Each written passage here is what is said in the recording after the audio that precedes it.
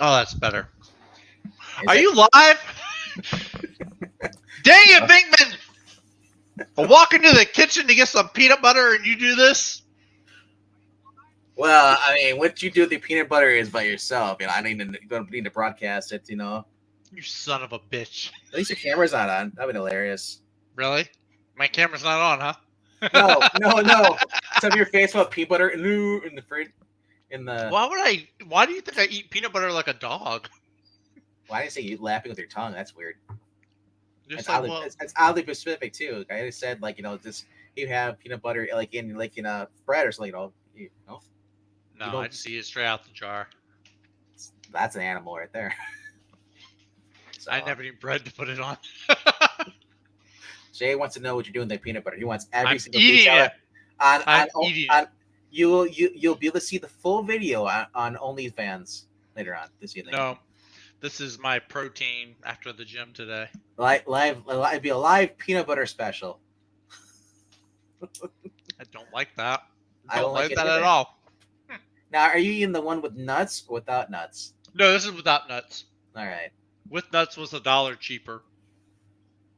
Or no, with nuts was $1 more expensive. That's what it was. I went for the You cheapest. get the actual real peanut butter with nuts, real nuts. It costs more. But, It does cost more. all right. Great to see you, Jay, and whoever else is going to be appear on this tonight's little live stream. Notice the last two streams we did, or as far as top 5, I haven't really got close to 100 yet. We've been kind of like drifting around 60 or 70.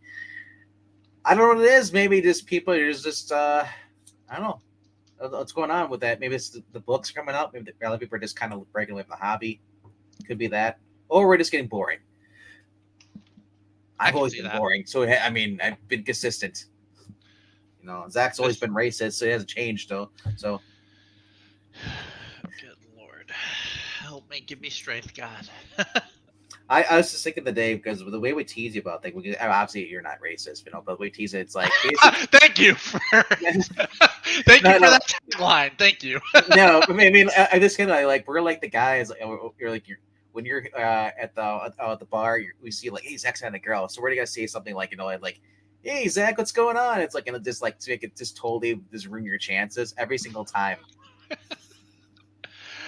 I don't go to. I don't actually. So I went to a bar. Was it Friday? I don't always, but I went to a bar though. No, I went to a bar with some friends over the weekend. There's nothing. I don't see any appeal. Well, Zach's a hardcore alcoholic. He goes by himself. Acquaintances, we'll say. That guy over there, he's my friend. But no, I don't see any appeal in picking up a girl at a bar. Like, I don't know. Some of the bars around here, it's like, really? Why would you go pick up a girl from there? I stopped going to bars when I realized that I'm the old person at the bar. I'm not there yet. I'm 38. I'm not there yet. I'm saying, that's to me, when I was 21 and I was going there like, wow, someone walking like, oh, why is that guy here? And then if you'd walk into the old people bar, so now I'm at the age where I'm not middle aged, but I mean like I'm getting close to my 40s. So yeah. See, but if I shave and I don't have the beard with the white hairs in it, if I shave, I know they are. They're white. I don't have any of that. What are you talking about? But no, if I shave it though, if I'm baby face, like I've been told I look 25 again, which takes like 10 years off. I don't know. I've been told that I sound like a 15. I don't. Maybe depends on the 15-year-old. I don't know. It is, Maranya. It is a way to cold open the show. It really is. I'm actually using a filter. This isn't my real voice. Is it called a filter for your voice, or is it a voice filter? Yes. Yeah, okay, sure. Hey, good for you, Mark. Look, don't let my opinion dissuade you. If you want to go to a bar and find a woman, by all means. I hope to have the luck that you have, Mark. I'm just glad that it wasn't like I met my wife at a bar. She was with another guy. No. Actually, I met my ex-wife at a coffee bar. So I could technically say I met Really? someone at a bar. You I met worked there. you I met worked someone there. who likes coffee just as much as you do. No, she doesn't. She actually didn't drink coffee. She drank tea at the coffee bar. That should have been my That first red flag. red flag. I was gonna say you're at a it's like going to Starbucks. It's coffee. Yeah. But No, they're going- Starbucks sucks, by the way. As Because coffee. that suck, but I'm saying like everybody knows it's coffee. Yeah. But now it's like, I'm going there for the tea. Like what? No. Yeah. Hindsight is 2020. Yes. But all right. So I think we got enough people here so far. We got 8 people watching. we got enough roasting at Zach and his romantic advances and how they work. Zach, we wouldn't roast you if we didn't love coffee so much. Hey, coffee is a thing to love. I've had 3 cups today. 3 big ones too. Coffee is my therapy. Coffee is. It is my therapy. Hey, you guys got any more of that coffee? I'm getting a little caffeine deficiency itch. This is my shooting hand. What's that? That's my favorite. That's my favorite joke from what is it? Blazing Saddles. Blazing Saddles. Thank you. I just had a brain fart. That's my favorite joke from Blazing Saddles. Look at this hand. It's solid as a rock. Yeah, this is the one I shoot with. You just opened yourself up for more jokes because you said you like Blazing Saddles. I love Blazing Saddles. That's not my favorite Mel Brooks movie. I think my favorite one is still Robin Hood Men in Tights, but Blazing Saddles is pretty great. Excuse me while I whip this out. All right. It's such a good movie. All right. Let's go over here. Let's jump over to our. We guys came here for not see us, but see the comic books coming out this week. I can tell you, I don't have any of these books on my pull list. Nope. Are those the top 4? These are the top 4 books. That is sad.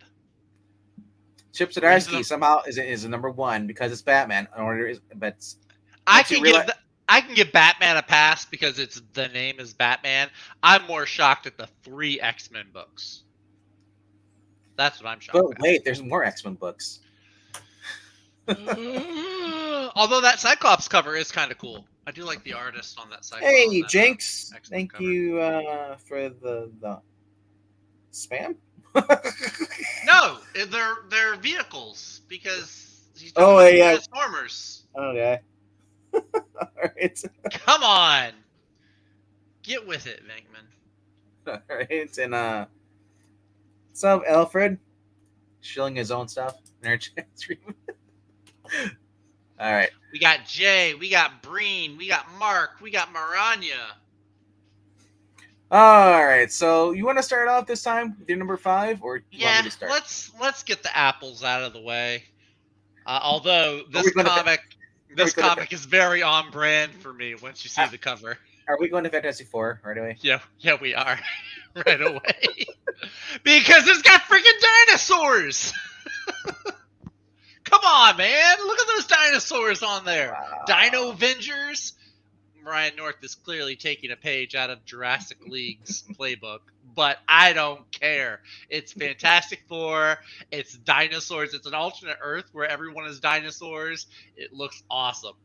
There's a Spinosaurus that is Captain America. There's a Brachiosaurus that's Iron Man. What happened to Sue? Sue is just normal Sue. Looks horrible. The Fantastic Four are normal. Her face looks not normal. Well, it doesn't look bad for me. I'm looking at a smaller image, though. It won't zoom in a whole lot. Oh. I'm thinking that's the glare from the shield, maybe? Because that's like Dino Thor's near hitting it. It's got that light coming off. I don't know. That is eyes are glazed back. Yeah, that's what Are they glazed? They look like they are. Hang on, let me full screen StreamYard, see if that gives me a bigger picture. Yeah, it looks a little... Her eyes do look whited out or glazed over, but... Oh, man. It's the best looking cover. It's better than the Frank Miller one. Somebody needs to take the pencils away from I think Marvel needs to stop using Alex Ross covers. Oh, no. Alex Ross covers are beautiful, though. Yeah, but the interior is shit. No, the interior is not. Iban Coelho. Did you just call Iban Coelho's art shit? How dare you, sir? His art is pretty darn good. It I'm reminds me sorry. of I'm sorry, Paco Greta. Medina. I'm Zach sorry. Thunderberg. It reminds me of Paco Medina a little bit. The interior, I actually like the interior. I think the interior artist does really good with the Fantastic Four, with the different powers and everything. But anyway, I'm rambling just about the cover. Fantastic Four, I think it's a great book. It's a fun book. This one's going to have dinosaurs in it. So, I mean, I'm a dinosaur nerd. Wow. So, yeah. What the hell is this shit? That is I don't get that. They've had several characters like that. They call them like the new champions. I don't understand. I'm not picking up that cover though. This might be the future of the Fantastic Four. They're going to have a variance. I hope not. I hope not. It doesn't look good. And I think that might have been the character. There was that whole Clobberin' Time book with the thing where he would team up with different people, and this was like some girl on Krakoa who is like had an appearance similar to the thing, but she was all like SJW-ish. And then they're gonna have this character team up with Spider-Punk, the British Spider-Man. Maybe not. I honestly, they're gonna fight fascism. I don't know if I would read that much into it. I haven't seen anything of this character anywhere else, so I don't know what the idea is. 20 pages for cover. 20 pages for $4. No, it's 28. It's 28 pages. But here it says 20 story. No, it says 28. Oh, story. The story is 20. 8 pages of ads. And probably that tracks. I hope they don't have the stupid Gods preview in there because considering the book's coming out this week. That'd be hilarious. Yeah. It is, and I actually took that off the pull list because, sorry, it's $10. You got me for one $10 Jonathan Hickman book. You're not going to get me for another one. I'll just wait for the trade. No. I'm sorry. I love Hickman, but I can't put another $10. I mean, shoot my budget just out. Hey, look, Captain America's in this. Wait, that's Sam. They're dinosaurs. The dinosaurs I don't know why any of them are in here. Spider-Man, okay, that'd be cool. Maybe if he has a large part to play.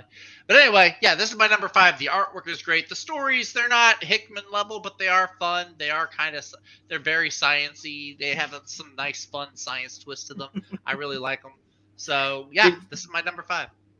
Did you just give that character a gender, Eric? We don't know if it's a guy or a girl at this point. It's actually a girl. Because there's she thing. There's also he-she thing now. We don't know. No, this was some mutant character from Krakoa, and she was like giving Ben the business. She was like, "Well, with respect, Ben, you were a man, and you got to, use your status and your superpowers as like a celebrity thing, whereas there are other mutants that don't get to do that." Blah blah blah. That turned me off the whole miniseries.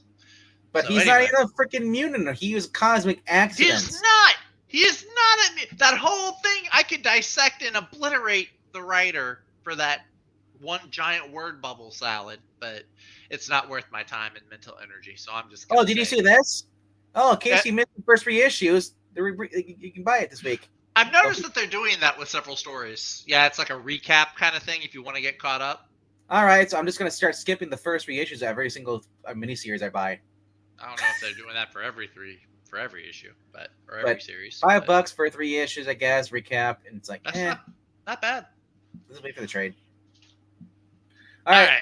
My first pick of the week is Vampirella Dead Flowers. It's Sarah Frazetta. Frank Frazetta's daughter is going to be doing some writing. Oh yeah. I'm actually looking forward to this. And I love it's got the old school kind of cover. As far as Vampirella stuff, it's Poirot, but he's kind of like channeling the Warren Publishing kind of books, the magazines. I love that. Which I believe was Joe Josko art. Joe, maybe. That sounds. Well, there's a few to cover artists. That's why I always get confused. But says when her old age nemesis finally gives up the ghost, Vampirella is lured to his rural Gothic estate of Rookhaven to hear the reading of his last will and testament. There she meets the manor staff, the prurient assistant, and the wild-eyed groundskeeper, and his pensive young daughter, and the sinister, enigmatic Mr. Frey. Expecting a trap, Vampirella and her young companion are not disappointed, but they also get more than they bargained for in this thrilling adventure. Bob Freeman is also co-writing with her. and it's illustrated by Alberto Locatelli. Okay. Gothic. Locatelli. So it's supposed to be gothic horror, complete with a sinister mansion, a mist-shrouded graveyard, maybe of witches, ghosts, werewolves, and ancient satanic magics. Yeah, cool. I mean, Lucio Perillo, Colette Turner, Aragon Gundes, and yeah, and Frank Frazzetto's girl's very own Sarah Frazzetta is gonna be. So actually, for $4, and we're right in the Halloween stuff. You know, we're not October 3rd, so we're kind of like in that whole month and stuff. So Yeah. I hope I would say this sounds like a very good Halloween book, for sure. Yeah. Hey, Trusty, what's up, man? Trusty. And you're getting 32 pages for $4, unlike the 20 pages story. Kidding. How many pages are story though, Vinkman? Does it even say? That doesn't say. No, I didn't say. They don't really do ads. If they have ads, they do ads. Image does ads.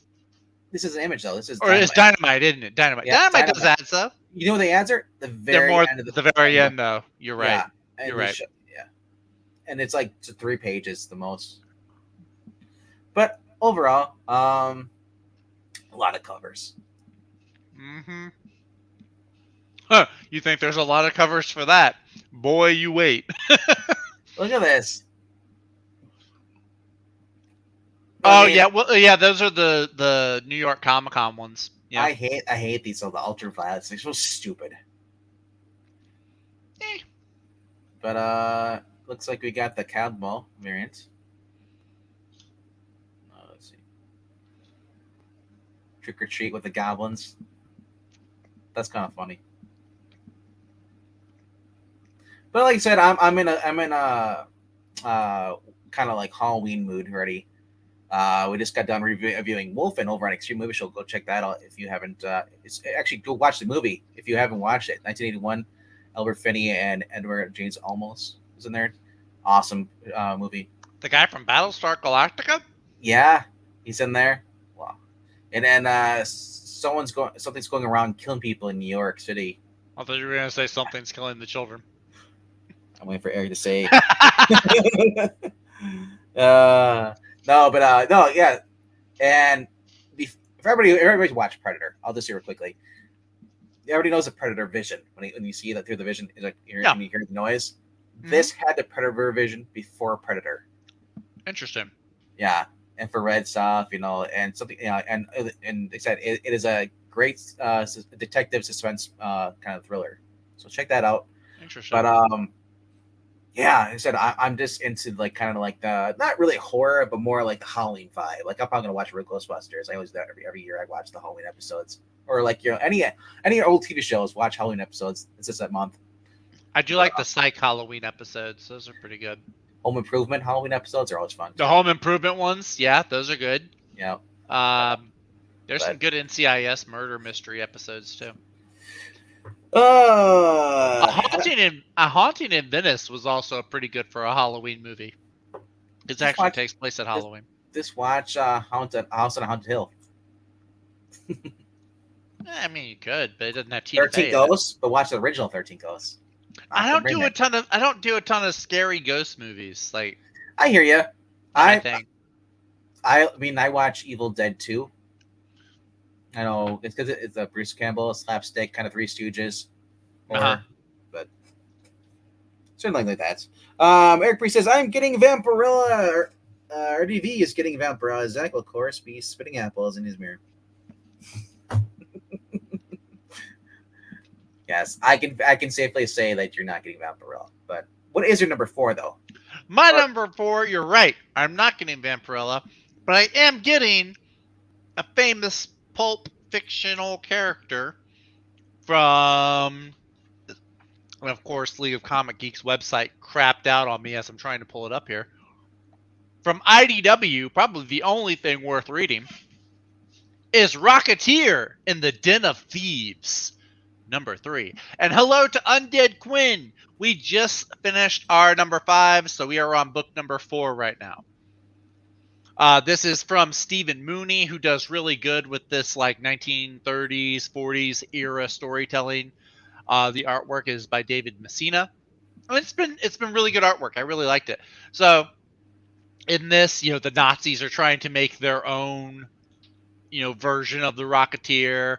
They've got Peavy, Rocketeer's kind of not sidekick, but what would even Peavy be? Like kind of like an Alfred type character? He's an airplane mechanic, Yeah, but he's not a sidekick. I guess he's more of a mentor character. He's kind of like a father figure to Cliff. Yeah, father figure. And then of course you've got Betty Page in here, who's the damsel constantly in distress. Really fun story though. I've been going back. I've been trying to find a whole bunch of the older Rocketeer stories because of the Stephen Mooney stuff I've been reading. So I've got several issues from there's Mark Waid Rocketeer stories and just all kinds of other stuff. Really, really fun books. Highly recommend them. But this is issue number 3 of, I want to say it's a 4-part miniseries.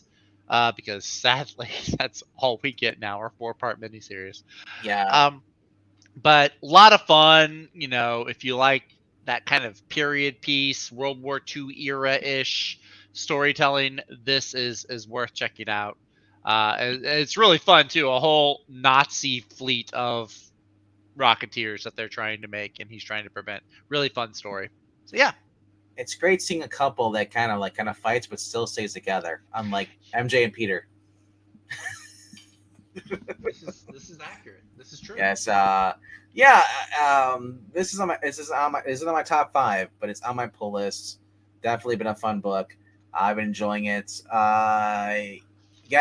Basically the Nazis were the great scientists, but never knew how to make the rockets work. How to keep flying. So they kidnapped Petey in the first issue, and they want him to aid them in how to basically how to perfect it. Because Cliff had basically gave up being the Rocketeer for Betty, is now forced to basically go back on his word to save his mentor, his friend, and Betty. But now Betty, yes, because Betty is the thing. But I said victim, damsel who is constantly in distress is Betty. Yes. But I do like the fact that Betty's not just like MJ was. She's not a helpless the damsel. She has known to pull out a gun or stop on someone's foot, just to get away. But like I said, it's just Stephen Mooney. I've noticed that he's had a really a love for the character, and he shows it in the book here too. The art's been fun. David Messina. I'm sure he's done other stuff. I think Messina's done stuff in Marvel. I know he had. Or at least he's done something else. I know that sounds familiar.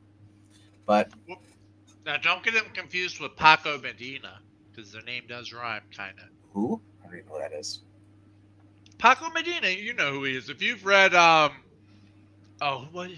was the writer's name? He did a bunch of stuff with Fantastic Four, though. Paco Medina, he did art for Fantastic Four. He did art for the Young X-Men. Who was the writer of Fantastic Four at that time? It wasn't Chris Claremont. No. Anyway, I digress. Mm-hmm. That's kind of a fun cover, though. Yeah, I'm just trying to figure out what the symbolic meaning of it is. Of the, looks like a Japanese bird cage or the. I just was looking over a bird cage. Or the orchid. I don't know. Anyway, basically symbolizing like, oh, I love you, but only if you're caged. The more Rocketeer. But what else? All right, go to my number 4. And I see that Paco Covadina, I know that. Tune Love, that Tune Low Funk or something, or Tune Funk Low, or whatever it was, but fun. Anyway, Plot Holes is Undick Quinn that's number 4. He didn't give a 5 that I saw. But anyway, go to my number 4 for this week is a book that Eric Breen was really singing the praises of a few weeks ago. It's out on issue number 3. Is a very fun book. The artist is the son of a very popular artist that works with, Edward Brubaker. And I'm gonna scroll down because the heathens. So many heathens. They don't know. They wouldn't know quality if it stabbed him in the throat, like that chick is about to do. The spinoff from That Texas Blood, the Enfield Gang Massacre, number 3. just awesome. If you like westerns, spaghetti westerns, people getting blown away, ruthless, basically like Texas Rangers, outlaws, are basically like being mistaken. It's literally, it just kind of feels like the western version of a criminal book, like Brubaker. But it's Chris Condon, who's been writing this. Obviously, he's must have been studying Brubaker's work material, fan of it. It kind of comes off a little bit like the story. The Jacob Phillips, the son of Sean Phillips, who works on all the criminal and then most of the Brubaker stuff. They're I'm basically. about to say pretty much anything with Brubaker. Yeah. You'll find Sean Phillips. And Jacob Phillips' art is just as equally as good as his father's. I'd say, maybe even a little bit better. But and apparently this is based off a real story, a real event that happened. This guy basically ends up robs a bank. He robs a bank, but then he's basically set up for the murder of the bank owner or guy who's tending the bank. And this Texas Ranger who's about to retire hears of this. They see what happened. Like the guy strung up, his guts are hanging out. He's anything like it looks kind of like Predator almost in a sense. And he's like so horrific. So he goes and he basically chases after him, and he just wants to kill him. He doesn't care about having him alive because he's convinced that this guy did this. And like Enfield, he's like, I confused. Why? Because he didn't kill anybody. He just robbed the place. And so it's one of those stories where you say, like, if he had said, like in the beginning, he was offered a job by the bank owner, and he's like, dude, I'll give you a job so you don't have to do this anymore. Like, you can protect my bank. He's like, I don't want to do that, And so because of this, like now someone's framing him. We don't know who it is. All we know he's got this guy as a ranger who looks like Sam Elliott, from Unforgiven, coming after him. And it's just I love it, man. And apparently it's because I said it's based off a true story. This is basically there's the established story, and then this is a guy apparently Chris Condon did research into this story, the actual that would happen, the real life events, and this is real life accounts of what really happened. So compared to what the public story is. So like I said, spaghetti western, people being dragged by horses that are already, they're dead. You got every single character in here. You got the guy, the one criminal. He's like, was gonna run away with the loot, and just fun. This girl here on the cover was a lady basically who never carried guns. She always carried knives, and she's famous. Basically, killed the guy with a knife before he can pull the trigger. Yeah, she brought a knife to a gunfight and won. Yeah, like I said, it looks fun. I said I'm just having fun with it. So that's why it's my number 4. So am I sticking on this? Or am I going? No, actually, this did not make my top 5 this week. You heathen. You're just like everyone else. I'm not a heathen. I'm picking it up. It's just not in my top 5. Heathen Zach. Heathen Zach returns. Why was I Heathen Zach the first time? Was it because I ate something with a fork? I think that's why. I ate a finger food with a fork and Ashley called me a heathen. No, it's because he liked Fantasy 4. Well, that's true also. My number 3. My number 3, we actually mentioned it. Quinn mentioned it. It's his number 4. Plot Holes. Issue number 2. By... I don't know how far down it is. Much farther down than it needs to be. It shouldn't be that far down. Because it's Sean Gordon Murphy. This is his book that he did. He had a Kickstarter or an Indiegogo. It was like an independent campaign thing he did a few years ago. Came out all at once as a trade. Now he's able to put it into the stores and these individual issues. Really, really fun twist. It's like all these characters are from books that, were they deleted or they were erased, but these characters were able to escape and they kind of band together. And they're almost like these editors they go into these books, they edit it, they change it around, and they save these books from being canceled or from escaping, being erased or deleted. So it's a really cool premise. All these different characters from different genres. You have this kid from a comic strip. He's 60 because he's from a comic strip. You have this tiger warrior from a fantasy book. There's a vampire. There's just all these different characters. And the main guy, whose name is Cliff, thinks he's a comic book writer, but he's actually a character from a book as well. So it's kind of meta in that way. But it's a lot of fun to read through. Sean Gordon Murphy's art just really pops on this. He's a master of drawing in these fun little geeky Easter eggs for all kinds of stuff. Yeah. Really, really cool book. So this is issue number 2. 32 pages for $4. And I always appreciate a good story where the same guy is doing the art and the writing. You don't see somebody that can handle both competently a lot. Well, not only only this, folks try it, but very few people succeed. There's a lot of suspense in this. The database that they're working with has a virus, and they're trying to outrun the virus and try to save these books. But like I said, it is just fun. You got a character who's a manga person. There is a manga person. Yeah. And so you got Calvin and Hobbes, but like Calvin's like he's like a kid. He's been around since the 30s. Yeah. So he smokes a cigar. You see him on the cover. He's got the gun. He drinks. He swears. Like a little Dennis the Menace. And then Hobbes is like this barbarian warrior, tiger warrior. Yep. Really fun. I forgot who the other girl is. The girl on the bottom looks like kind of like a Wonder Woman type. She hasn't done a whole lot of talking yet, but she's like a vampire woman, I think. She's like a vampire violin player. So, yeah. Yeah, and then, of course, because of Sean Gordon Murphy and his love for everything else, he has a lot of Easter eggs as far as different characters, posters, and The first issue had a lot of Batman Easter eggs, I feel like. Then they did the whole manga backstory character of that one manga character, and it was all like black and white. Gundam. Very, drawn, very manga, anime looking is really cool. It looked like Tokyo Ghost. Very, very much. I mean, worth checking out just for the art style and the visual storytelling alone. Yeah. Absolutely. Great. Yeah. Prepare for deadly space worms, historical heroes, and the fight for the fate of the whole program. Good luck, Liv. All right. My number 3 is a book I've been enjoying it. It is a Mark Waid book. I'll give you a little hint right there. Which one's coming out this week? And it's higher up on the list. This is I just love this. Dan Moore's art is always appealing. I'd see as well. Queen Bee, and obviously we have this is any cover. This looks like a Bob Haney cover, kind of like this, or as far as a hokey, Brave and the Bold covers.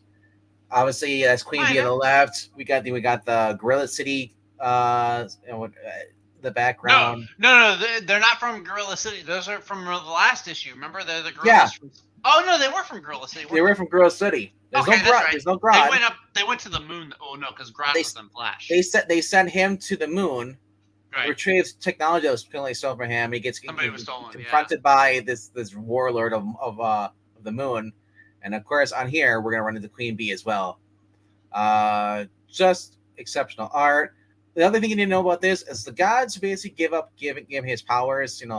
Zeus, Solomon, and all those guys are taking turns controlling Billy when he's in Shazam form. Mm-hmm. And this issue, Zeus is going to control. And Zeus, we know how Zeus is. He sees a girl, he has to have sex. Zeus, the creepy of all creepy gods. But it's great to see Queen Bee in something. 20 pages for the story. I think that's the only story though. There's no backup, but they haven't done any backups with Shazam. Yeah. Or World's Finest, I don't think either. They haven't done backup stories. No, which is great. Mark Waid tells the whole story, and he uses the whole issue for one story, which I didn't think I would ever need to appreciate, but I do. So it looks like Gargax is the guy who's on the moon. It looks like Brainiac had a couple too many donuts. I'm not sure where he's from, but I'm imagining he's from old Charlton. Maybe Breen could tell you. Well, looks, I mean, he's an alien conqueror who was an enemy of the Doom Patrol. He's a Doom Patrol villain, actually. Oh, really? Interesting. Very interesting. First appeared in Doom Patrol number 91. Go get it, speculators. He's going to be a big thing. He's going to be in Shazam 3. So go get it. The Chris Stanley stock variant. Ooh, I'm tempted. Which one? right here. The Chris Samney one. Chris Samney one's okay. I like it. But And there's another variant that I like even more. I won't pick it up because it'll probably be really expensive. That 1 in 50 Gerard Perel. That one. That one looks real nice. the 1 million cover. Yeah. It looks look at the eyes, like the way he's drawn. It looks just like old school Captain Marvel. Well, it looks like 1 million from My Hero Academia. He has a kind of. Oh, Lemillion. Oh yeah, he does. Yeah, he does. Yeah, kinda. I can see that. I never would have said that until after I watched My Hero Academia. So now it's like every time I see someone, it looks like that's 1 million. I'm like, oh no. Where 1 million is actually paying homage to other characters, actually the way he's drawn. I think there's a lot of characters that do that. Like Deku, like his dark web or his black web, like it's obviously Spider-Man or symbiote Spider-Man. The black suit. Nathan's ready with the cheesecake cover. Look at that. Good old who is the most wholesome cheesecakey girl at DC? Is it Mary Marvel or is it Stargirl? I feel like Mary Marvel. I feel like it's Mary Marvel. Mary Marvel is the most she's the most purest as far as innocent. Purest cheesecake. Yeah. As far as except for that one time around Final Crisis, but we don't talk about that. This one time at Final Crisis. This one time. And John Tim's no relation to Bruce Timm, but I do like this cover. It's a nice cover. It kind of reminds me of Ed McGuinness a little bit. A little bit with Dan Mora too, the way he draws it too. Like if Dan Mora and Ed McGuinness had like a weird artist baby, that's kind of what he would draw. If they use the krypton breeding device, they have a krypton, and they put the DNA into it, and they create a sun. Yeah. Like I said, I'm having fun with this book. It is zany. It's humor. Freddy's involved. So was the sister. Taki Tawny is a character. They did not because remember, like you didn't see Taki Tawny anywhere. Yeah, Darla's in here too. It's very very Freddy Darla, and then that's pretty much it for the family. Yeah. Tawny hasn't been in the past couple issues. No, he was in the last issue. Was he? Okay. Because he's like, there's that whole side plot with the dinosaur accountant at their house. Yeah. But he's not in this issue though. Oh, that's sad. Yep. All right. Let's go on to your number 2, sir. Well, you were just on it, sir. Oh, was I? Oh. My apologies. You didn't ask if we were staying or not. While he pulls it back up, Undead Quinn says his number 3 book this week is the Ghost Rider Annual #1. I am kind of tempted to check out Ghost Rider because Undead Quinn always has Ghost Rider on his pull list. Well, it's Benjamin Percy, and I just read that. If anybody read The Predator versus Wolverine, it was awesome. Oh, was it? He wrote that, huh, Percy? Yeah, and that was a $10 book, and that was actually worth it. Wow. I'm thinking about checking out some of the Ghost Rider stuff. Ghost Rider was never really a big fan of him. Is it the original one, or is it like Robbie or Danny Ketch? No, fuck Robbie. I don't care about Robbie. No, he's okay. Is Johnny though? Is Johnny Blaze? I think it's Johnny. Okay. Because Danny Ketch just recently came out with his own series too, as well. Okay. I'm not sure. You know, Undead Quinn is Danny being written by There was a book out about Danny Ketch, Ghost Rider. Was it the one with the Native American person who was writing it? I feel like there was like a Native American Ghost Rider that was just made up for that series. Ingenious Ghost Rider? I don't know. Anyway, back to the book on the screen. Yes, folks. Mark Waid, Dan Mora, already a great team at DC. Shazam has been a blast to read. It's really fun. Dan Mora really captures all the chaotic energy of a boy with superpowers. This issue, just reading the synopsis, I am intrigued because it's like all the opposites of the powers that he normally has. You see his like arrogance, hatefulness, zeal, anger, like all the like, I don't know. They're not the 7 deadly sins, but they're like anti the powers he normally has. I'm kind of curious to see how that works. I like all the zaniness. Gorilla City, dinosaurs from space. There's like a very Doctor Who type of quality to it that I really enjoy. I don't get that cover. Why is Robin on there?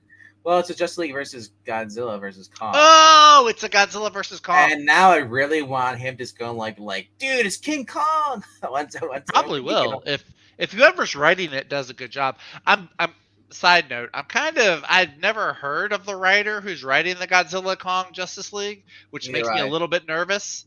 I'd be much less nervous if it was somebody like a name like Mark Waid or Vendetti or Jeff Johns. I'm gonna be But googling the name probably to make sure. I'm gonna have See to check out what the name. I want to see their interviews. See what they are saying.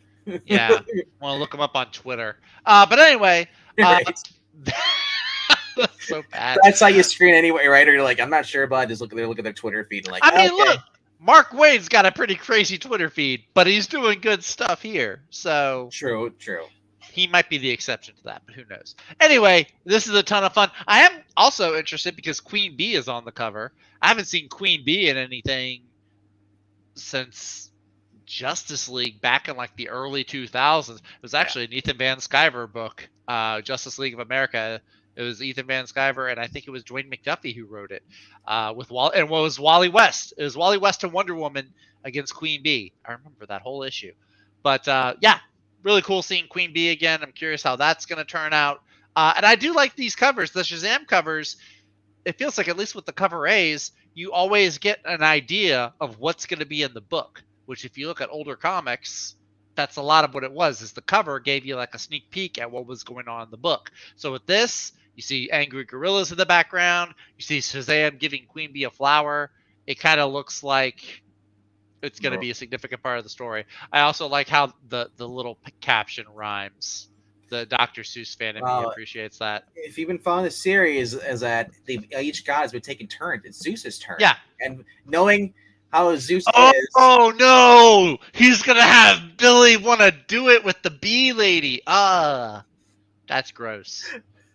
On his knees for the queen of the bees. I'm just waiting like Chris Hansen appears on the moon, sir. Zeus. Queen Bee is not a. Never mind. Anyway, that is my number 2. It is Shazam. It is issue number 4. It's one of the few Dawn of DC books that I give a 5-star rating. So I will say this: Queen Bee was a hottie on Flash. Ooh. Wait, on the show? She was on there. Yeah, it's a girl from Walking Dead. Who would play Beth? Was that Queen Bee? Emily Keeney. Yeah. I remember she was on the show. I don't remember her being Queen Bee. I'm surprised they let her play Queen Bee, because Queen Bee is normally like an ethnic character, an ethnic woman from like the Middle East or something. Yeah. They let a white blonde girl play her. CW. Wow. They didn't give a. Yep. They didn't care. Yeah, because there was that whole time period where they were taking cast members who had died on Walking Dead and they put them on CW shows. Because what's his name? Tyrese. He was on Arrow after he. And and I said Queen Bee was also on Arrow too. She looked kind of like bounced back. Yeah, it was like a crossover thing because she was what's her name? We don't like her. The glasses lady that Oliver. Felicity, yeah. Yeah, Felicity. She was like a Felicity villain more than an Ollie villain. Yes, anyway, but better looking than Felicity. Felicity wasn't bad to look at. No, I'm gonna say that. Felicity's problem is she was just too controlling. She was cuter than the Black Canary actress, actually. Can I say that? Which one? The second one. Oh, I like Dinah Drake, the second one, yeah. No, Laurel. Laurel was the second one. Because Sarah was the first one. Then there was her sister Laurel. Then there was Dinah. So there were 3. Yeah. So Sarah became White Canary. Laurel died, which good. But then Dinah was good. I like Dinah. Yes. Anyway. Right. Are you done? That's a whole separate stream. Yeah, I'm done. We're way off topic. We're off in the weed. We're off in the weeds of the weeds. The weeds are smoking joints. That's how in the weed we are.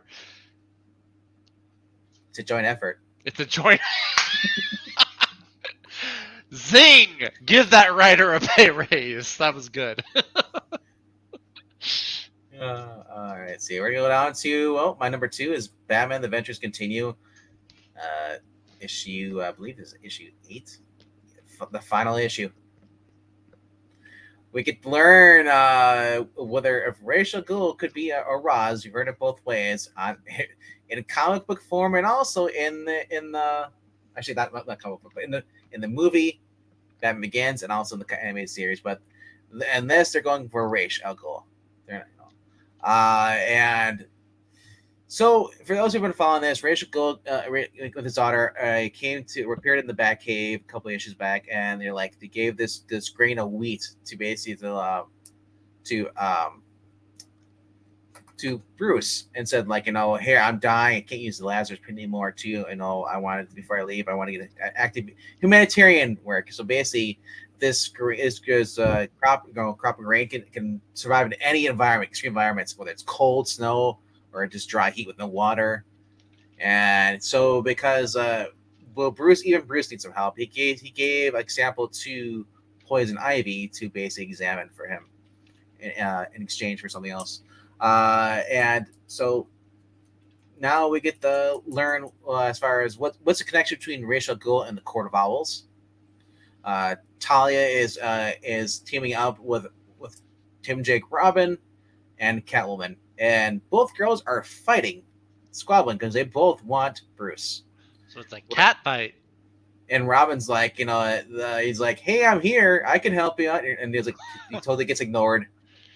Also, he's straight. He's straight in this. Yeah. He's trying to get the attention of two cougars. Another cat joke. He chases Kitty in this. Yeah. He doesn't want to be the kitty. No, he wants to chase it.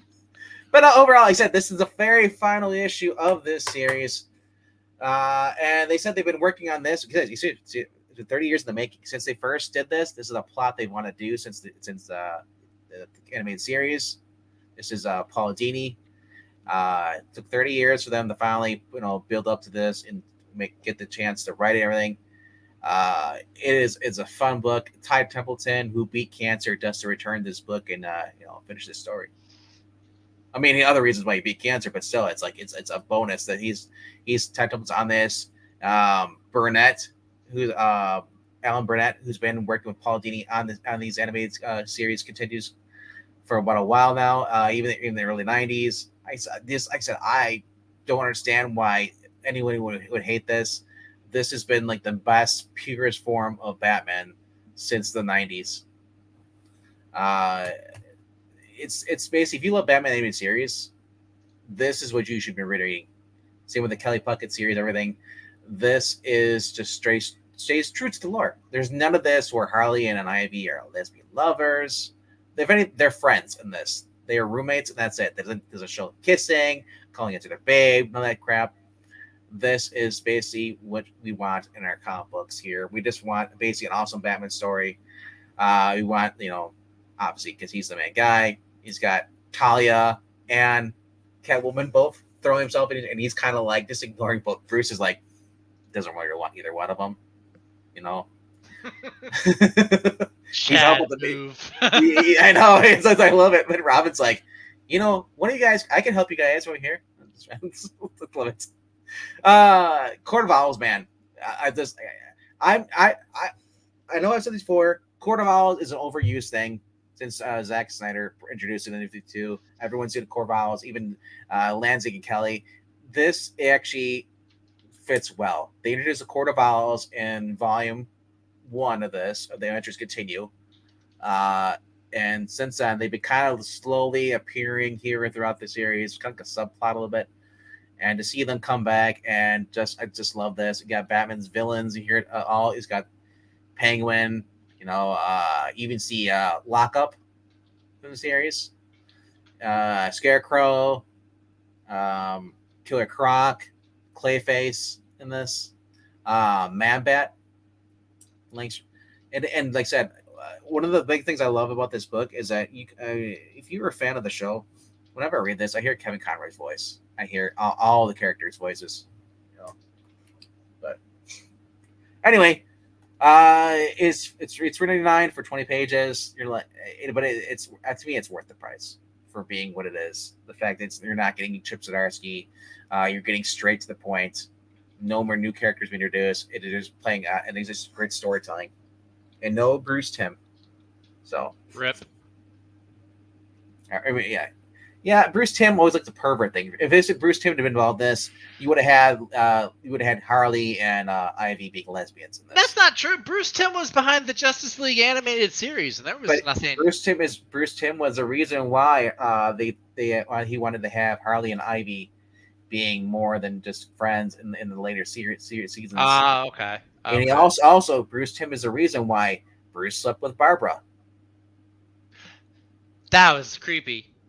I don't Yeah. like Barbara with Dick, but I definitely don't want Barbara with Batman. That's Nope. just like, as far as the Bat family goes, that's some Game of Thrones, So- Alabama, Smoky Mountain incest stuff. The other thing I noticed in this is just eight issues for this season 3 or volume 3. Blame what's his name, Grant Morrison, for the stupid season shit in the comic books. It should be volume 3, but it's just him. There's no Barbara. There's no Dick Grayson No Dick? in this. Not in this volume. They were in the earlier incarnations, the volume 1 and volume 2, but no, they're not in this one. And Alfred does appear, I believe, in volume 2, but I'm not sure if he's in this volume. I can't remember. I have to go back and reread it. But Alfred's alive in this, which I love too. That's another reason why it's another mark against the whole crap, shitty retcons that they've been doing. Art's great, storytelling is great, and it treats the reader with respect. So. Definitely going to pick up the trades for these. If you haven't done so, pick them up. They're fun. All right. Let's get to your number 1. But let's do a recap while Ash is cooking. Ash, what are you cooking? That's my question for him. Alrighty, counting down from the top. Breen, to get one last apple throw in here. Number 5 is Fantastic Four, number 12, with dinosaurs. Number 4 is Rocketeer in the Den of Thieves, issue number 3, with Nazis and cheesecake. I'm building a theme here: dinosaurs, Nazis, cheesecake. You're gonna see where I'm going here in a second. Wait, the next You're one. you're gonna see where I'm going. Hold on. Number 3 is Plot Holes number 2, with, I guess, monster worms. That's not relevant. No. Number 2 is Shazam number 4, with giant gorillas and possibly more dinosaurs. And my number 1 book is the one ingredient to a great comic that I haven't mentioned yet. Hold on. This one has people in hoods. Which one has people in hoods? Shazam? Because I said the complete your perfection. You talked about dinosaurs, Nazis, cheesecake. So you're gonna have people in hoods. That was never one of the criteria. That is not one of the 4 main ingredients. That is not one of the 4 main comic food groups. Hold on. So let me count down mine. Do we have the same number 1? Yeah, we do. Okay. If we didn't, I would be shocked. I would walk out of this stream in disgust if it was not the same. I will walk out, but I don't have legs. All right, so my number 5 is Vampirella, Dead Flowers. Number 4 was Enfield Gang. We talked about that. Number 3 was Shazam. I just did the Batman Adventures. Our number 1 is Transformers. Right, Zach? Robots in disguise. Yes, it is. Because giant robots are the 4th. And this is a comic bittersweet ingredient. This is bittersweet for me because why is it bittersweet? It's Daniel Warren Johnson, and I think of Skip every single time. Skip is this book too. Yeah. So it's like, oh man, I'm just thinking all this stuff that's coming out. He would have been buying this. He would have been talking excited about this. Yeah. So it's always a bittersweet for me whenever I just Daniel Warren Johnson coming out and on a project like this. It's like, man, sorry to bring the house down, bring the stream down, but like I can't help it, man. Curtis was our awesome guy. He was. Absolutely. When Breen dies or passes on, he hasn't done it yet. Don't worry, he's got 30 years left in him. I don't know. We haven't seen him in the chat here previously. No, but I kept thinking like, I'm gonna miss, certain things. It's like all you guys. If you guys stop showing up, there's certain things that are gonna remind me of Zach. Zach, when you stop showing up, whenever I see a Nazi symbol, I'm just gonna think of you, or Iron Fist book without Power Man. I'm gonna think of you. Whenever I see an NRA logo on a advertisement, I'm gonna think of you. Whenever I see that Canada is on fire and sending smoke down to the United States, I'll think of you. Anyway, superstar creator Daniel Warren Johnson from Duo Powerbomb, but more more specifically, he was Murder Falcon, which I think is an awesome book of him. Also, Wonder Woman Dead Earth, which I have not read yet. I'm not a huge fan of Wonder Woman, and I didn't care for the art on this, but the art on this looks much better than the material I saw on that. But anyway, so we're gonna have basically a new book. Optimus Prime was supposed to have led the Autobots to victory. Instead, the fate of Cybertron is unknown, and his allies have crash landed far, far from home. Not Spider-Man, no. Alongside their enemies, the Decepticons. As these Titanics forces renew their war on Earth, one thing is immediately clear. The planet will never be the same. New alliances are struck. Battle lines are redrawn. And humanity's only hope of survival is Megan Fox. Ugh. Not current day Megan Fox. Maybe No, like Michael Bay 1. Transformers Megan Fox. Yes. Even then, she was still too skinny. I don't know. But look at the prices. 40 pages for $5. 40 pages for $5? What? It's almost like they know they have a quality product and they don't need to Discover price tag. the Transformers like you've never seen before. Completely woke. This wouldn't be number one on your list if that was going to be the case. I don't know. I'm just kidding. But look at the I love this when they insert their second print covers. Yeah, look at They- we were talking earlier about all the Vampirella covers. Go ahead, scroll down this, see how long it takes you. They got a ton. They got a ton of comic covers. Ryan Otley has. Ooh, Ryan Otley has one. Francis Manapul has one. Daniel Warren Johnson and Mike Spicer have several. that's cool. There's a really old school one, or it looks old school. Danny Warren Johnson, Mike Spicer, appearance. Yep. Here's another one too. Yeah, they have the Autobot variant and the Decepticon one. Orlando. There's a Francis Manapul one right here. Mm-hmm. I mean, they got a ton. Rod Rice, Mike Bowden. I don't know some of these names. That's Scotty cool. Young. This is the Yeah. one I would get for Breen because it's basically Does that give you Iron Giant vibes a little bit? more like when you see the villains or the heroes towering over the city kind of vibes. You see in Fantasy 4 or X-Men. Yeah, It's cool.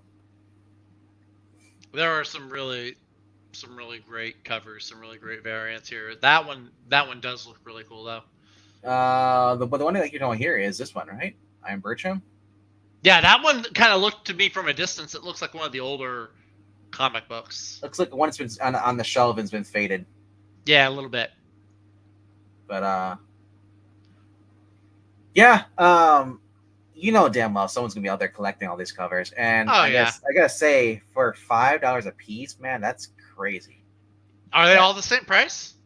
I'm sure my LCS is going to have a couple of covers that are going to be more expensive. $49. This says $49.99. But I mean, if you're getting some of these are exclusive. Some of these, like the 1 in 50 or the Comic-Con exclusive ones, like those are going to be worth more, for sure. Exclusive, yeah. John Felix, color exclusive variant. That's going to be worth a more.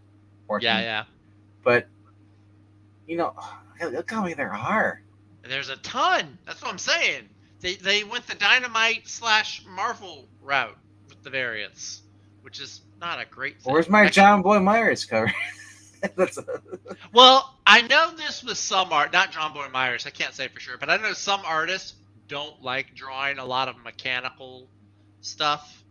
Where's the Brian Shearer cover? That's what I want to know. There is a really great artist named Brian Shearer. He does like a bunch of G.I. Joe work. I think I've seen him draw some Transformers too. He would do really good. Yeah. Might get the blank sketch cover to save it in case I ever meet him in a con. Oh my gosh! Skip would be alive. Would be getting this cover here, the basketball one. The basketball one? Yeah. Damn well he would be. He's like, oh, it's missing is a Kings jersey. Right.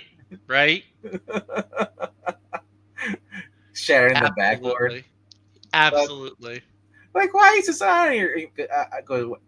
I guarantee the reason it's in there because the artist is a basketball fan. And it's Jenny Warren Johnson.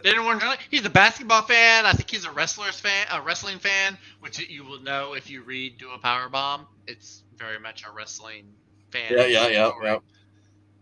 So I'm not even a huge Transformers fan. Like, I'm gonna see the Michael Bay movies just because of the spectacle that you get from looking at them. But I was not a huge fan of the cartoon or anything like that. But yeah, this is. I mean, it's Daniel Warren Johnson, so I'm I definitely gonna watched check it out for him. I watched the Transformers season or generation cartoon. Mm-hmm. I liked the first couple of seasons, and then it started like they actually do kill Optimus Prime later in that They show. did. I thought it TV was in the show. movie. In the movie, it was shocking, but in the TV Okay. show, they later on they actually killed them off, Oh wow. and it went to like a new generation because they had Oh, Rodimus okay. Prime. Yeah. Right. I Yeah, remember that. yeah. My brother, he's a huge Transformer. He loves the movie. It's like, where I'm like, bro, Challenge of the Killbots is better, bro. There's a reason why they killed off Optimus Prime because nobody likes him. Hey, Peter Cullen. Peter Cullen is a voice acting treasure. Frank Welker's in both movies. He was in Challenge of the GoBots and also in the Transformers stuff. That was kind of funny. But man, I said I'm excited for this. We saw a sneak preview, at least in some of the books. You're going to eventually Void Rivals. Mm-hmm.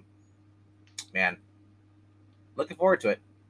I love these second printing covers, man. I got the one with Jetfire on it from the for issue 1 of Void Song. Yeah. Or not Void Song, Void Rivals, sorry. Too many freaking Void comic books out there now. Yeah, because it wasn't Void Song. That was somebody else. That was DC. It was the DC. That's right. That was like the Flash Aquaman. Kelly. Yeah. So, man, like I said, I these are cool, and have these as posters on your wall, and all the Transformers, like the Decepticons. There will not be one poster of Transformers cover on my wall until it has Ironhide. He is the one I'm waiting for. He is the best Autobot. Ironhide. That's right. He was actually cooler in the Michael Bay movie because he was a giant black pickup truck. He wasn't just like a red minivan or something. He looked way cooler in the Michael Bay movies. Anyway.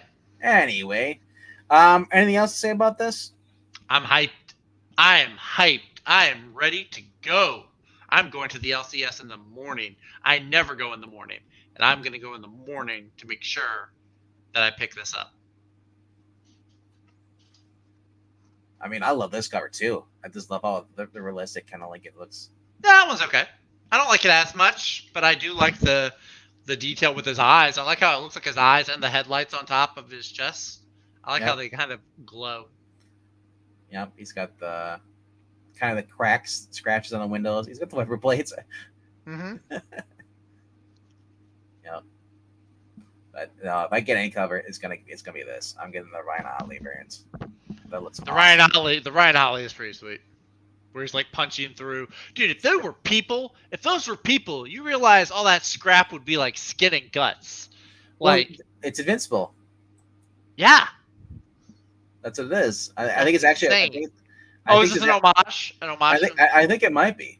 Oh, okay. It's hard to tell because he drew Invincible and he detailed like guts like this, organs stuff.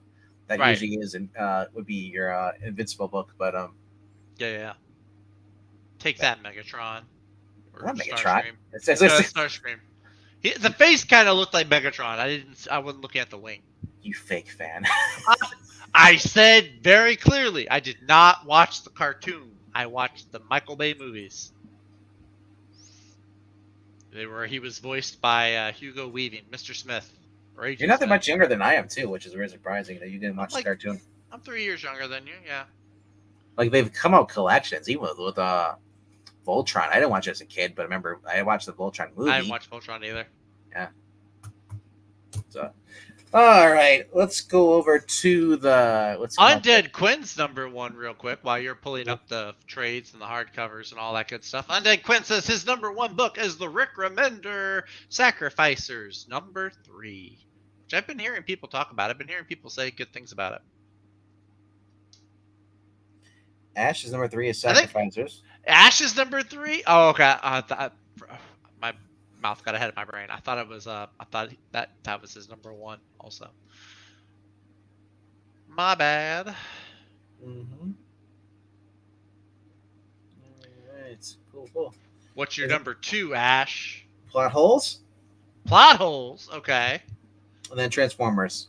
Watch him say Enfeld Gang Massacre. Could Completely be. forget about Transformers. It's Fantastic Four. What the hell? No. Ash is not getting Enfeld Gang Massacre this week. You heard it here first, folks. Be shocked. He didn't make it to his top 5. He didn't list 5. He only listed 3. I know it didn't make it to his top 5 because he only has a top 3. He doesn't have a top 5. I mean, I would think that he would be getting Enfeld. Yeah, that's right. He says, wait. Yeah, that's right. Enfeld Gang Massacre is this week too, Ash. You got 4 All right, buddy. So we got 3 books you can skip, and then check out Clementine book 2. I would skip Clementine. Honestly, I would skip all of those. What? Clementine's Walking Dead. I know. Doesn't mean I'm kind of burned out on Walking Dead. I keep seeing those Daryl Dixon in France movie trailers or commercials when I go to the movies. I'm like, we get it. He's in France. Let him die already. So Zatanna and Jack the Ripper. That has my attention mildly because look, she's in the top hat and stockings. Yeah. And I remember somebody in our group said that we would never see Zatanna in the top hat and stockings again. Yeah, she arrives in London the year 1888. Interesting.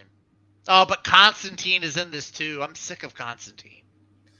Sarah Daly or Jaku for $15 for 28 pages. She's kind of cute. I'm not a fan of the weird hairstyle though. Huh? Her hair's been like that, where it's been like different kind of colors. I don't know. Maybe that's just light from the magic. I don't know.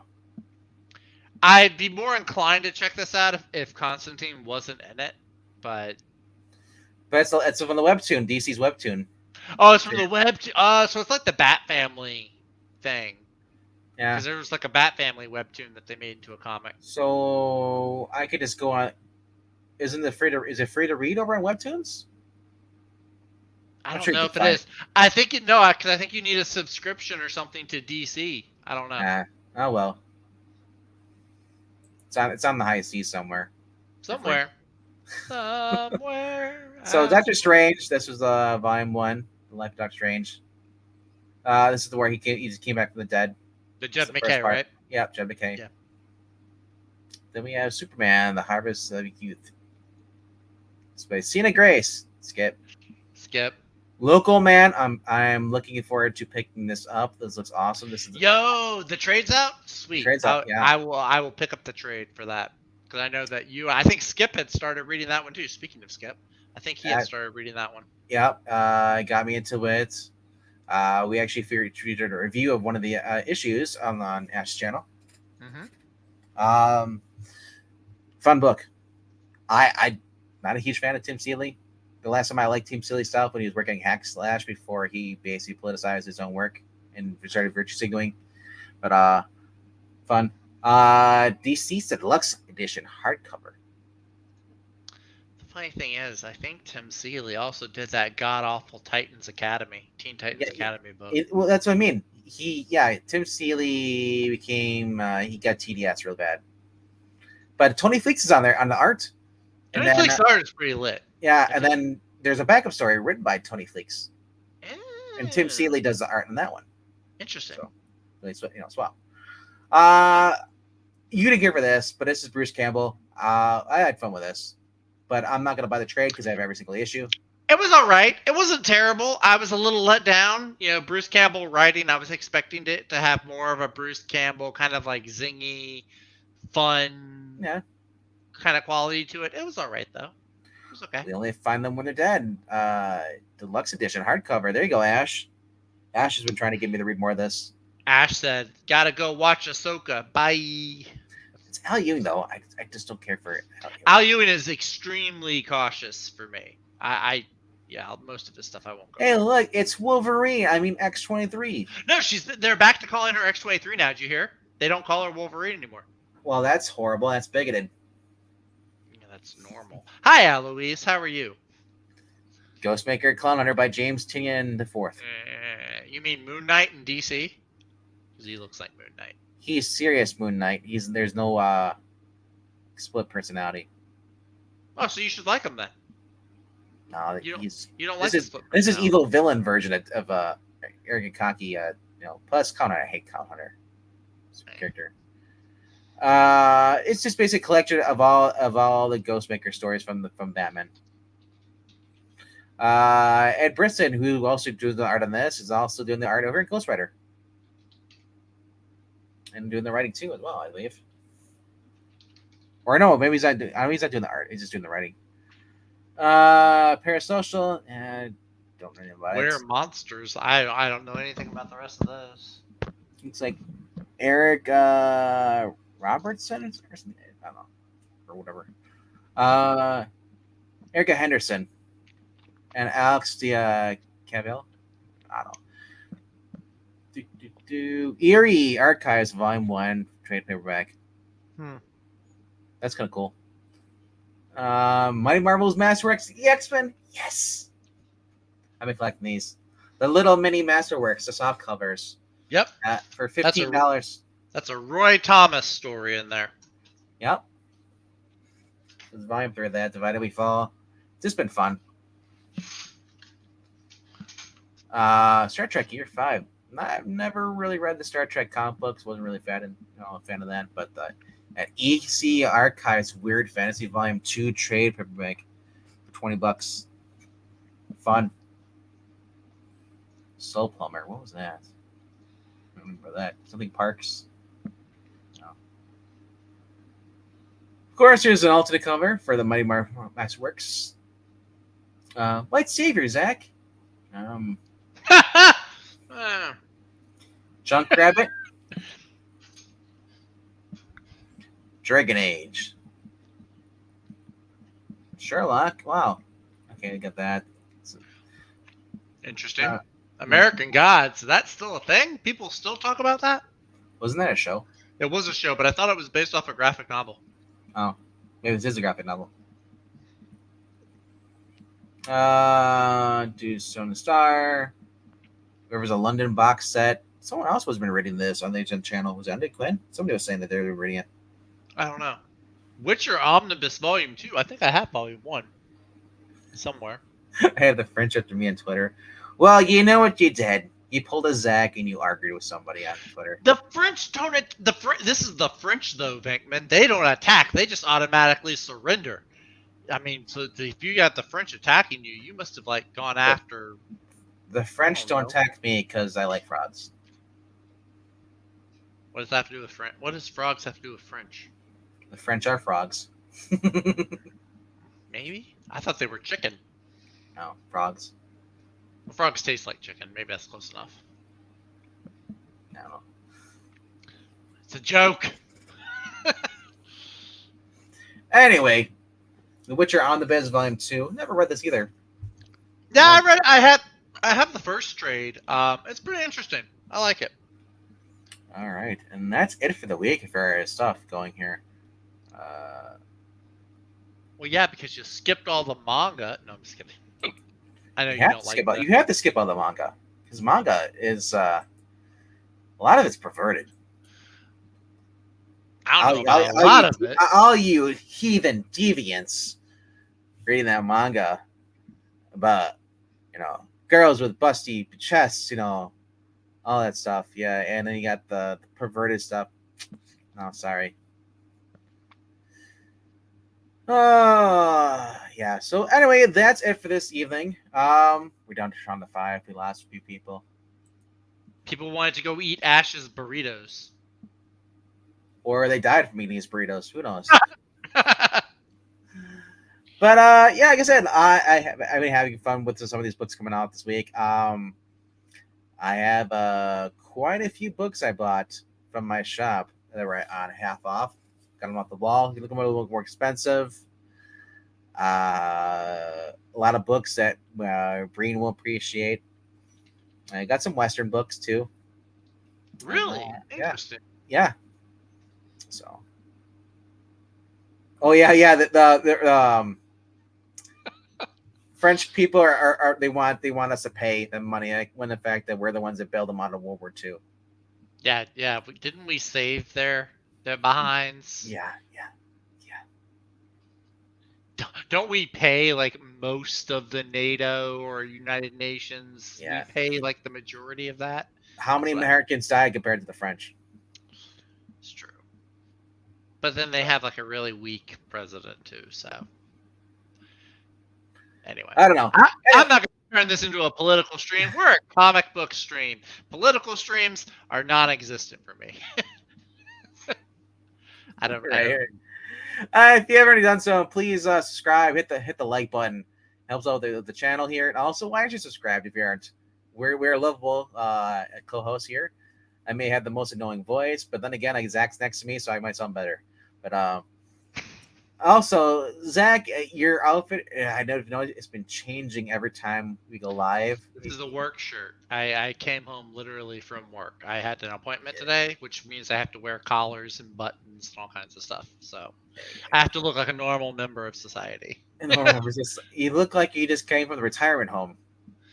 Well, most of who I meet with are senior citizens, so that tracks. Are you sleeping with your clients and then using their No. husbands? What the flip flap? No, I own this. I bought this shirt. It's a nice shirt. That's even worse. People have complimented me on how well it looks. So what do you You're want? a nice. Listen, You're a nice I don't wear looking- this. I'm sorry, I don't have the same ball cap to wear every time I'm on camera. Do you own another ball cap? I do. Okay. Just Yeah, like you I've wear also that worn much. one. Not on this channel, but I've worn another one on each channel. Oh, okay. Okay. See, if you were there on, what was it? I believe it was not this past Monday, but I think it was, I've been a Friday stream. And Angleton was talking about a funny thing. He's like, yeah, I've been noticing, doing all the monetization, they're monetizing me for certain videos. It's like, Yeah. get anything political themed. He's like, then it dawned on me, you're always wearing that NRA hat. Maybe that's the reason why they're going after me. It's like, Oh. so what? So I said, like, so I'm sorry. I took off my hat and I came back with a Trump hat. I said, that's better. That might be better. You might get more eyes on people's eyes get drawn to that red hat, whether they're pro or against it. They get drawn to it. Right. Anyway, we're not gonna get political. We got political, but We kind of did. Well, no. Then you changed it to making fun of my wardrobe. Then I changed it to making fun of your hat, and then it went political again. hello to Jughead and goodbye to Jughead because we are ending this stream. Go over to I Love Comics, which will be firing up in the next 8 minutes.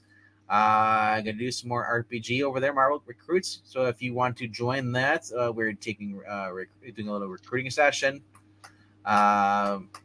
Yeah, All you really need is to have a working microphone. I think that's all you. That's really and needed. a will to live or And a outlive will to Dalton. live. A fun sense of humor and a cruel sense of gameplay is probably a bonus. But yeah, In Zach's case, you need a lot of willpower and a sense of humor.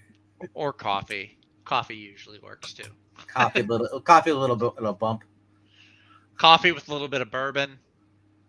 Yeah. So, Little pick me up. anyway, All right. So thanks for watching. We'll see you on Thursday. bye. Goodbye. Y'all come back now. You hear?